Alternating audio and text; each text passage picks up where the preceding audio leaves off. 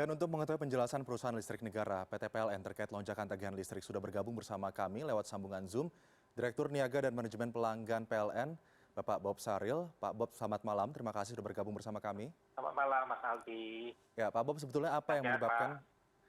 apa yang menyebabkan banyaknya pelanggan PLN yang mengeluhkan tagihan listrik yang melonjak begitu? Apakah ini hal yang normal terjadi?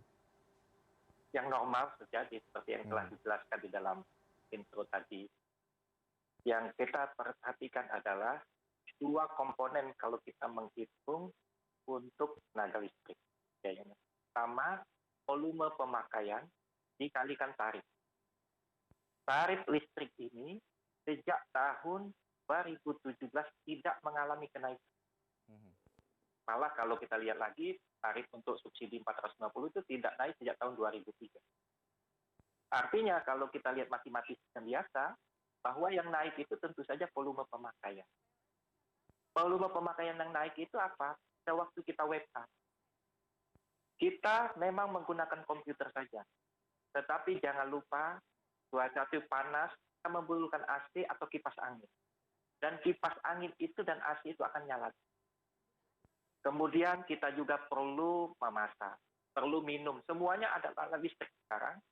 Dan itu yang menyebabkan kenaikan berkali lipat. Yang dulunya kita mungkin makannya di luar, kerjanya di kantor. Tapi sekarang karena work home, study from home, anak-anak semua belajarnya 24 jam AC-nya nyala. Mhm. Gitu. Jadi kenaikan itu disebabkan pemakaian naik. Ya, tapi tadi dikatakan mereka merasa tagihan listrik naik jika dibandingkan periode Maret dan April. Apakah ini artinya ada miss antara pencatatan dan juga asumsi dari para pelanggan PLN atau seperti apa sebetulnya metode akumulasi penghitungan listrik ini sehingga nantinya para pelanggan PLN mendapatkan informasi yang jelas tentang kenaikan tagihan listrik mereka? Betul. Jadi kalau kita perhatikan itu, kita tadi metode pembacaan. Karena di awal itu kan mulai ada gejala COVID-19, kemudian minggu kedua dan ketiga mulai diadakan himbauan untuk stay at home untuk memutus rantai daripada 19. Nah, pada waktu itu kita meminta kepada semua pencatat meter pada bulan Maret tidak usah mencatat meter karena kita pergi satu rumah ke rumah lain. Jadi diharapkan kita memutus rantai ini. Bagaimana PLN tahu itu pemakaian itu? Kita yang biasa menggunakan yang best practice itu adalah pemakaian 3 bulan terakhir rata-ratanya. Jadi Desember, Januari, Februari dibagi 3 itu rata-ratanya digunakan untuk pemakaian pada bulan Maret dihitung pada rekening April, mohon maaf, rekening April. Nah, pada waktu April juga kita masih PSBB, jadi tidak mencatat. Maka yang dilakukan adalah sama kita rata-rata. Selanjutnya, pada bulan Mei, kita melakukan pencatatan semua dengan protokol COVID yang sangat keras sekali, yang sangat ketat. Maka itu yang daripada tidak sebelumnya itu, maka terakumulasi memang. Katakanlah kalau saya katakan di sini, saya ada biasanya makan kue 5 bulan. Mulai dari rata-rata 5. Kemudian pada waktu saya di rumah saja, saya ini suka makan. Saya makan 10. Atau katakanlah makan 7 aja, jangan terlalu banyak. Makan 7. Tetapi yang saya hitung, yang penjual kue tadi adalah 5. Karena dianggapnya biasa 5. Tapi ternyata sudah diambil 7. Masih ada 2.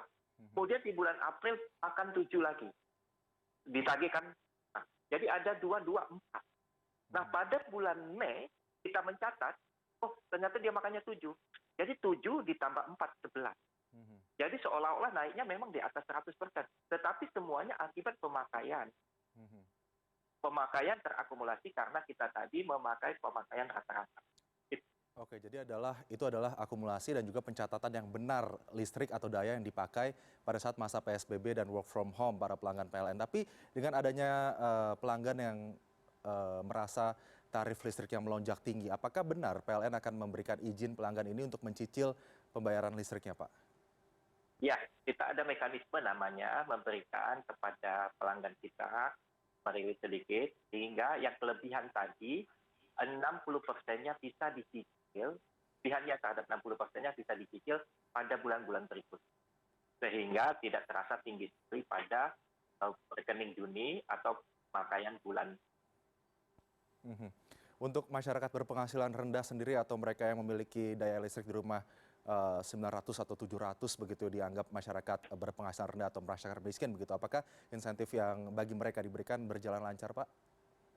Alhamdulillah berjalan lancar. Jadi untuk tarif 450 itu diskonnya sampai 100%. Artinya mereka tidak membayar sama sekali. Begitu juga untuk yang 900 rumah tangga tidak mampu, itu ada 50%. Itu tetap dilaksanakan kita sampai bulan depan, karena 3 bulan ya. Mhm. Baik. Itu lancar dan kita sudah keluarkan dan sudah banyak menikmati. Jadi pada bulan April itu pemerintah sudah memberikan insentif itu sebesar 1,2 triliun untuk semuanya. Termasuk juga sekarang diberlakukan untuk tarif industri dan listrik yang 450. Baik, semoga ini didengar jelas oleh para pelanggan PLN sehingga bisa memahami Insya Allah, apa ya. yang menyebabkan daya listrik atau bayar listrik mereka melonjak pada bulan ini. Terima kasih Bapak Bob Saril, Direktur Niaga dan Manajemen Pelanggan PLN sudah bergabung bersama kami. Selamat malam, Pak.